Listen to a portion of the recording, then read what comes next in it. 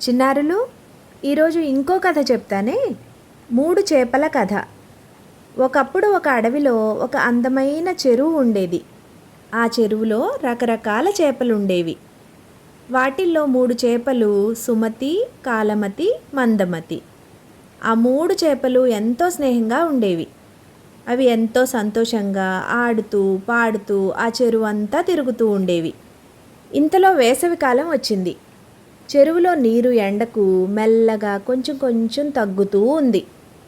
సుమతి చేప చాలా తెలివైంది. రాబోయే ఆపదను ముందుగానే అంచనా వేస్తుంది. తన 2 స్నేహితులు మందమతి, కాలమతిని పిలిచి, ఈ చెరువులో నీరు తగ్గిపోతూ ఉంది. వేసవికాలం కదా, ఇంకా జాలర్లు చేపల వేట కోసం వస్తారు. మనకి ఆపద ఉంది.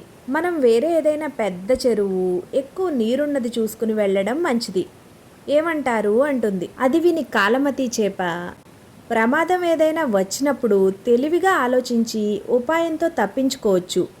ముందే ఎందుకు కంగారు పడడం అంటుంది. ఇక మందమతి చేప, మీరిద్దరూ ఎప్పుడు ఎక్కువ ఆలోచిస్తూ ఉంటారు. ప్రమాదం లేదు, ఏం లేదు, రండి పోయి ఆడుకుందాం అంటుంది. సుమతి, సరే మీ ఇష్టం. నాకైతే ప్రమాదం వచ్చే ముందే తెలివిగా ఆలోచించి సురక్షితంగా ఉండే మార్గం చూసుకోవడం మంచిదనిపిస్తుంది. నేను వేరే పెద్ద చెరువు, ఎక్కువ నీరున్న చెరువుకి వెళుతున్నాను. మీరు జాగ్రత్త అని చెప్పి వేరే సురక్షితమైన చెరువును వెతుక్కుంటూ వెళ్ళిపోతుంది.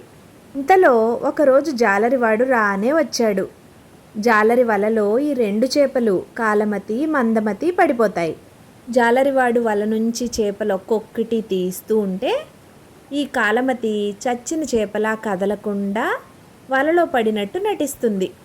జాలరి అనుకుంటాడు, అయ్యో ఇది చచ్చిన చేప, ఇది నాకెందుకు పనికొస్తుంది అని నీటిలో పడేస్తాడు. వెంటనే ఈదుకుంటూ నీటిలోకి వెళ్ళిపోతుంది కాలమతి. ఇక మందమతి అపాయానికి తగ్గ ఏ ఉపాయమో ఆలోచించక పాపం జాలరివాడికి దొరికిపోతుంది. ఈ కథలో ప్రమాదాన్ని ముందుగానే ఆలోచించిన సుమతి చేప సురక్షితంగా ఉంది. సమయానికి తగ్గ ఉపాయం ఆలోచించిన కాలమతి చేప ప్రమాదం నుంచి బయటపడింది. నిర్లక్ష్యంతో ఏ ఆలోచన చేయని మందమతి చేప పాపం ప్రమాదానికి గురైంది. మరో కథ మళ్ళీ గురువారం విందాం. Thank you.